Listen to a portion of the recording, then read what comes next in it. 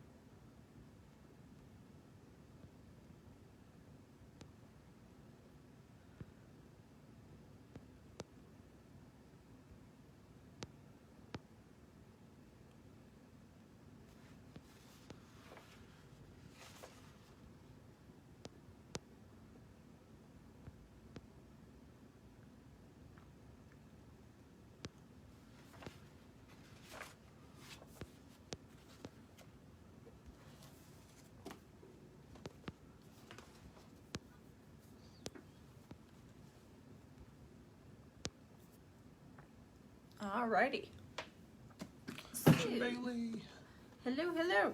So we've been going over the book Failing Forward by John Maxwell, and today we're on chapter 6. So no matter what happens to you, failure happens on the inside of you. It's an inside job. So life is not simply holding a good hand, life is playing a poor hand well. And that was a Danish saying. So how you see is what you get. So your attitude determines your outlook on everything. So a lot of the people who have a really negative attitude about absolutely everything, if you expect a bunch of things to go wrong and if you expect life to always deal you a bad hand, you're unfortunately always going to get the bad hand, which is why you want to really watch your attitude. We've talked about this in previous books. You want to make sure you have a positive outlook on things. So positive attitude is the first key to what happens in you. So not everybody is optimistic. However, you can become more optimistic person by learning to be learning contentment. Now, there's a lot of misconceptions when it comes to contentment. Like, people seem to think they're like, well, I don't want to be content. Now, there's a difference. When you're trying to build a business, you want to have a certain amount of not being content.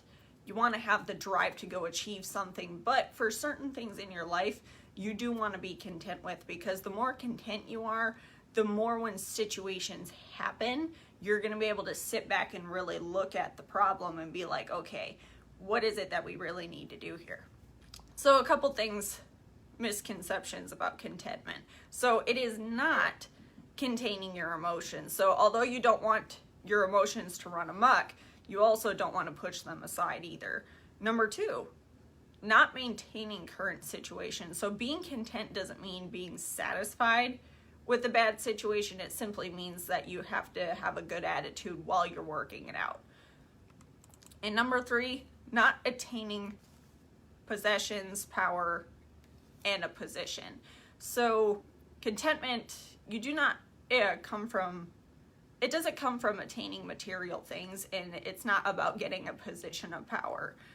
And so contentment comes from having a positive attitude, which means expecting the best in everything, not the worst, and remaining upbeat even when you get beat up. So this, and seeing situations in every solutions in every problem, not problems in every solution, being in yourself even when others, believing in yourself even when others see that you have failed, and holding on to hope even when when everything seems hopeless.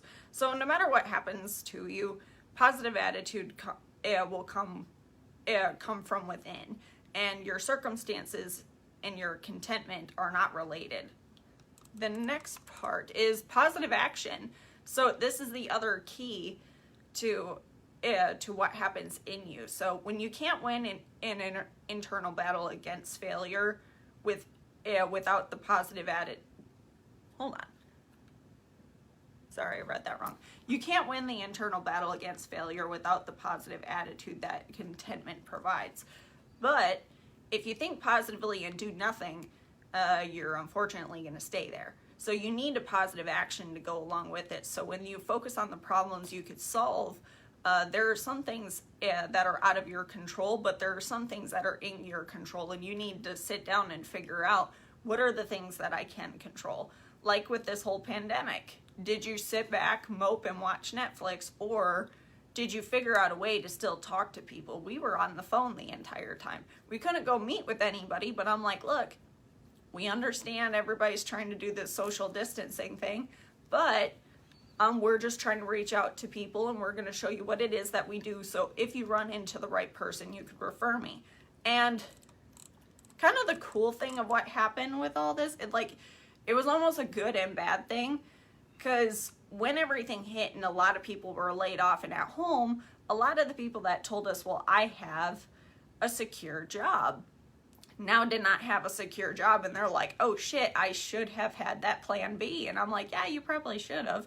Or we were able to get referred by other people. Like, a lot more people were starting to listen, like, okay, things aren't as secure as I originally thought they were. Now I'm willing to listen. Sometimes it takes a good scare for people for them to realize, okay, this is not how I thought it was going to go. But the biggest thing when problems come along is, what are the things that you can do? Like, a bunch of people sat around and moped saying, oh, well, I can't go meet people. There's no point to making these calls because I can't go meet them. And I'm like, but you can call them. You can do a video chat. I'm like, that was perfectly acceptable throughout this entire thing, and you just chose not to do it. So sometimes it's kind of, you have to, come up with a plan of what exactly it is that you're going to be doing, and then you need to execute it, because just sitting isn't going to get you anywhere. And that's exactly what we did these past couple of months, is we've been on the phone the entire time. So the biggest thing that I got out of this chapter is you need to have that positive attitude during bad situations, and then go to action of what exactly is it that I can control? What can I do that's going to move me forward? So with that, that is what I have for this chapter. What are your comments? So when it comes to positive attitude, yes. When it comes to internal, that's where the real battle is. I was having a discussion with one of the students of the school last night late, and we were just discussing that the internal battle is actually the hardest thing. The skill set needed to build a significant business is actually kind of easy. Well, I'll put it this way. It's simple. It's simple, the process you need to lead people through. The hard part is getting yourself to a belief stage where you believe it can actually happen. One of our mentors and leaders that we directly work with actually hit kind of a monumental goal last night, or yesterday. They called during the middle of the day, and they said, they just crossed the $100,000 mark, which is a huge accomplishment inside the industry. I mean, there's so few people who make good money, period. But then to make good money and get it to the point where it's six figures is a total another thing. And one of the things they had to do was, each week they basically have a chart that shows what you need to make this week on a certain day, basically prorated to the exact amount to be able to cross six figures. And every day they, we're getting these updates, and it just so happened that the week that they hit, which was this week, they needed like $7,000 in income, which $7,000 is a really good month inside of some people's businesses. Some people are only looking for $6,000 a year, $500 a month. $500 a month is not even $7,000. But they needed to make it in a week. So what they had to do is they had to change their belief that $7,000 is possible, in a month. They knew that, but $7,000 in a week, how is $7,000 in a week possible? It takes kind of understanding your comp plan. It takes understanding your skill set. But once you have those things understood, which most people understand that stuff relatively quickly, then it takes an understanding and belief that you can create it. That's what it really boils down to in the business. It really takes that belief that I can go create this. I know what it takes. I know how to make it work. Now I will go find the person.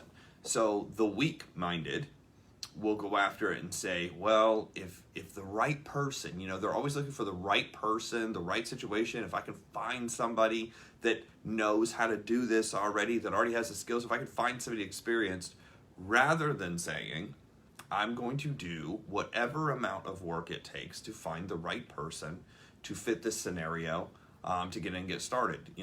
I went with the approach a long time ago. I will go through absolutely as many people as possible to put in every single person needed to get to wherever I want to go. I'm willing to put in every single person. And it's really that attitude and positive expectation that attracts people over a lot of times. I was like, well, why did you do this? Well, we just know you're going to do it. And when people know you're going to do it, they're attracted to it and actually have an interest in participating with you. Jen, how are you? So, positive expectation, Brandy talked about, it wasn't patience. What was your word? Positive action? No. It wasn't patience. It was, I got to scroll back here. Not persistence. I'm getting phone calls here. Positive expectation, containing your emotions. I can't think of the word. Position? No. Something was a pain. It wasn't patience. It's like patience. Anyway. I wrote down patience. When she said the word, I wrote down patience. You need a positive expectation, but you can't just sit there. You can't not move. A lot of people think, well, I'm going to have a positive attitude and I'm just going to wish for this to happen. Wish for it to happen is different. Gary Vaynerchuk talks about patience. He goes, you have to keep doing the right thing even though you don't see anything happening. And you have to keep pushing and keep pushing and keep pushing until you finally break through. In music, it's IRA, isolate, repeat, accelerate. You learn a small piece of something and then do it again, and then you do it again, and then you do it again, and you speed it up, and you speed it up, and you speed it up, and you keep doing this with small chunks until the entire program or whatever piece of music you are trying to learn, comes out. And that's instruments and things like that. And I don't even know why I thought of that, but the patience to be able to work on something without seeing the result immediately takes a certain mindset. That's why you have to build a certain mindset, a positive attitude in this, and really a faith-based mindset of, I know I'm doing the right thing and it is going to come, to fruition eventually. If you're in music, if you're in art, the people who kind of have a little bit more of that background have this skill set somewhere in them, because obviously to be able to build a house, to be able to build any piece of art, to be able to draw something, to be able to paint something, to be able to create something in music, you kind of have to be able to see it before it happens. And it takes that vision to be able to do that. So that's kind of what I got out of this chapter. What are we doing? So, the next chapter we're going to be going over is the past. Holding your hostage. Yeah, so is the past holding your life hostage? So that's going to be the next chapter, and we're going to be going over that on Monday. So if you would like these notes, I'm going to put a link in the comments below so that you could subscribe to that. And don't forget to follow us on YouTube, so that way you could go back and rewatch these, take some notes, and we will see you guys on Monday.